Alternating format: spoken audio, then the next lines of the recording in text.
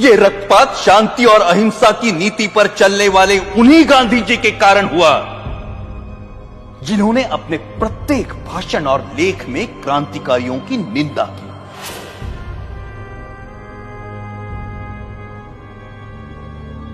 जब गांधी जी के प्रचंड विरोध के बावजूद भी मार्च 1931 के वार्षिक अधिवेशन में कांग्रेस ने भगत सिंह के साहस की प्रशंसा में प्रस्ताव पारित किया, तब गांधी जी अपनी इस पराजय को नहीं भूले और कुछ महीने भीतर जब मुंबई के गवर्नर पर गोली चली तो गांधी जी ने उसका कारण भगत सिंह की प्रशंसा में पारित इस प्रस्ताव को ही बताया। सुभाष चंद्र बोस ने गांधी जी के इस कथन का विरोध किया। परिणाम स्वरूप गांधी जी सुभाष बोस को भी अपना शत्रु समझने लगे। Our struggle is no doubt a non-violent struggle, but even a non-violent struggle demands an army, an organization, and a machinery. और उनका कांग्रेस अध्यक्ष चुने जाने पर गांधी जी ने कहा कि सुभाष की जीत गांधी की हार है। जब तक उन्हें कांग्रेस अध्यक्ष की गद्दी से नहीं उतारा गया तब तक उनका क्रोध शांत नहीं हुआ। जो लोग कहते हैं कि मात्र गांधी जी के परिश्रम से हमें आजादी मिली, वो एक झूठा इतिहास लिखना चाहते हैं। जब तक देशभक्त क्रांतिकारियों के बलिदान को अंधेरे में रखा जाएगा तब तक हमारी आने वाली पीढ़ियां इतिहास के सवेरे से वंचित रहेंगी। Order order. 1947 की सर्दियों में हिंदू मुस्लिम एकता के लिए गांधी जी ने जो आमरण अनशन रखा था, उसे तोड़ने के लिए जो पहली शर्त उन्होंने रखी थी वो ये थी कि दिल्ली की मस्जिदों में शरण लिए हुए हिंदू और सिख शरणार्थियों को मस्जिदों से बाहर निकाला जाए और मस्जिदें मुसलमानों को सौंप दी जाए। सरकार गांधी के अनशन के सामने घुटने टेकने पर मजबूर हुई और जिस दिन गांधी जी ने अनशन तोड़ा उस दिन वर्षा भी हो रही थी। उस असाधारण सर्दी में अच्छे घरों में रहने वाले लोग भी कांप रहे थे, परंतु उन निराश्रितों के ठिठुरते हुए कुटुंब के कुटुंब मस्जिदों से बलपूर्वक बाहर निकाले गए।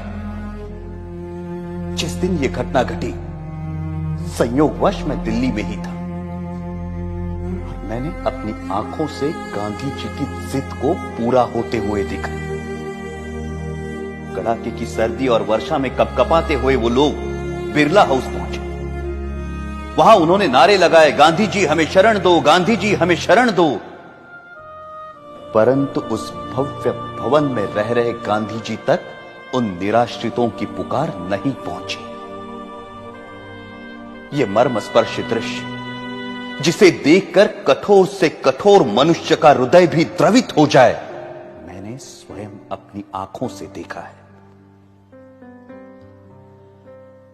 क्या उन निराश्रितों ने अपनी मर्जी से उन मस्जिदों में डेरे डाले थे? क्या गांधी जी को उन विषम परिस्थितियों की कल्पना नहीं थी जिनसे बाध्य होकर वो बदनसीब उन मस्जिदों में शरण लेने को मजबूर हुए थे? यदि उन मस्जिदों को खाली कराया जाना उचित था तो पाकिस्तान के मंदिर खाली कराकर हिंदुओं को सौंपने की मांग गांधी जी ने क्यों नहीं रखी?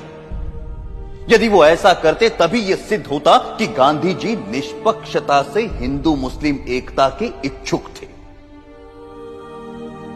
परंतु गांधी जी ने पाकिस्तान और वहां के मुसलमानों के सामने अपना अनशन खोलने के लिए एक भी शर्त नहीं रखी, क्योंकि अपने अनुभव से उन्हें मालूम था कि उनके अनशन का जिन्ना और उनके अनुयायियों पर कोई असर नहीं पड़ता। गांधी जी ने अपने अनशन से भारत सरकार द्वारा पाकिस्तान सरकार को 55 करोड़ रुपए ना देने के निर्णय को भी पलटवाया, जबकि उन्हें भली भांति पता था कि इस रकम का प्रयोग पाकिस्तान भारत के विरुद्ध चल रहे युद्ध में अपनी विजय के लिए करेगा। वो अनेकों बार जिन्ना से मिलने गए और सदा उन्हें जिन्ना भाई अथवा कायदे आजम कहकर संबोधित किया, लेकिन एक भी ऐसा अवसर नहीं आया जब जिन्ना ने उनसे सहयोग की इच्छा प्रकट की हो। गांधी जी की जिस आध्यात्मिक शक्ति और अहिंसा की महिमा का सब जय जयकार करते हैं, वो जिन्ना की दृढ़ता के सामने नपुंसक सिद्ध हुई। जब गांधी जी को यह दिखाई दे चुका था कि वो अपनी आध्यात्मिक शक्ति से जिन्ना को प्रभावित नहीं कर सकते, तो उन्हें अपनी नीति का पुनर्मूल्यांकन करते हुए किसी दूसरे नेता को जिन्ना और मुस्लिम लीग से निपटने का कार्य सौंप देना चाहिए था। परंतु व्यक्तिगत महत्वाकांक्षा राष्ट्रहित पर इतनी 14 अगस्त 1947 को छलपूर्वक भारत के विभाजन को स्वीकार कर लिया गया और पंजाब, बंगाल और सीमा प्रांत के हिंदुओं के भविष्य की किसी ने कोई चिंता नहीं की।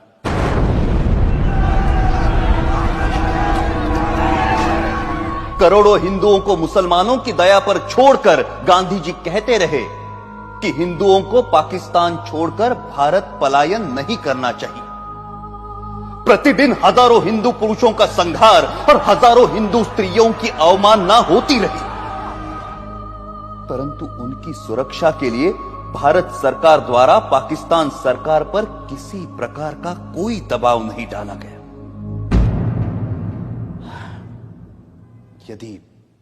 यदि समाचार पत्र पाकिस्तान में हिंदुओं पर हो रहे अत्याचार के संबंध में कुछ लिख देते हैं, तो उसका अर्थ यह लिया जाता है कि समाचार पत्र हिंदू और मुसलमानों में मतभेद फैलाने का काम कर रहे हैं और उन पर प्रेस इमरजेंसी एक्ट की धाराएं लागू कर दी जाती हैं। पाकिस्तान में हिंदुओं पर हो रहे अत्याचारों के विषय में गांधी जी ने कभी एक शब्द भी नहीं कहा।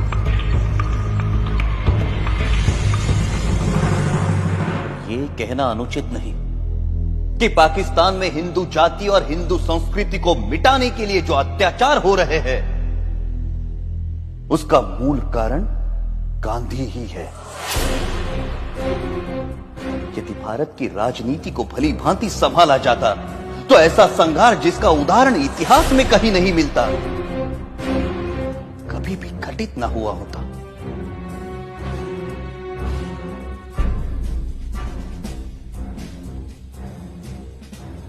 गांधी जी सदा सत्य और अहिंसा के नारे लगवाते रहे। कोई भी समझदार व्यक्ति इन नारों को बुरा नहीं कह सकता, परंतु यह आशा करना कि जीवन सदैव ऐसे उच्च आदर्शों के अनुसार चलेगा, एक दिवा स्वप्न है। वास्तव मुझे स्पष्ट दिखाई देता था कि यदि मैंने गांधी जी का वध किया, मैं जड़ मूल से नष्ट कर दिया जाऊंगा। लोग मुझसे घृणा करेंगे और जो सम्मान मुझे प्राणों से भी प्रिय है, वो नष्ट हो जाएगा। मैं अवश्य मरूंगा, परंतु देश अमर होगा।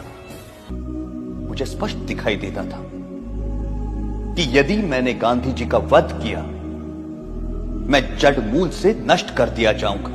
लोग मुझसे घृणा करेंगे और जो सम्मान मुझे प्राणों से भी प्रिय है, वो नष्ट हो जाएगा। परंतु मुझे यह भी दिखाई देता था कि भारत की राजनीति से गांधी जी के प्रस्थान से ही भारत का भाग्योदय होगा और देश एक महाशक्ति बनकर उभरेगा। मैं अवश्य मरूंगा, परंतु देश अमर होगा। मुझे गालियां मिलेंगी, परंतु विश्व में भारत का नाम होगा। और यही सोचकर मैंने गांधी जी का वध करने का निर्णय लिया और अपना यह निर्णय किसी को नहीं बताया। अंततः 30 जनवरी 1948 को मुझे मेरा निर्णय साकार करने में सफलता मिली। यदि देशभक्ति पाप है, तो मैं मानता हूं मैं पापी हूं, और यदि देशभक्ति प्रशंसनीय है, तो मैं स्वयं को उस प्रशंसा का अधिकारी मानता हूं। मेरे जीवन का अंत तो तभी हो गया था जब मैंने गांधी जी पर गोली चलाई थी। उसके पश्चात तो मैं एक अनासक्त जीवन बिता रहा हूं और मुझे अपने कृत्य पर कोई पश्चाताप नहीं है। गांधी जी ने इस देश के प्रति जो योगदान दिया है उसके लिए मैं उनका आदर करता हूं और इसीलिए उन पर गोली चलाने से पहले मैं उनके सामने नतमस्तक हुआ था।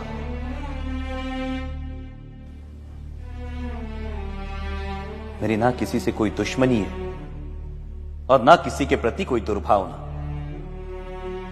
आप मेरे बयान को जिस प्रकार देखना चाहे देखिए और अपनी भावना के वशीभूत जो कार्य मैंने किया है उसका जो दंड मुझे देना चाहे देखिए।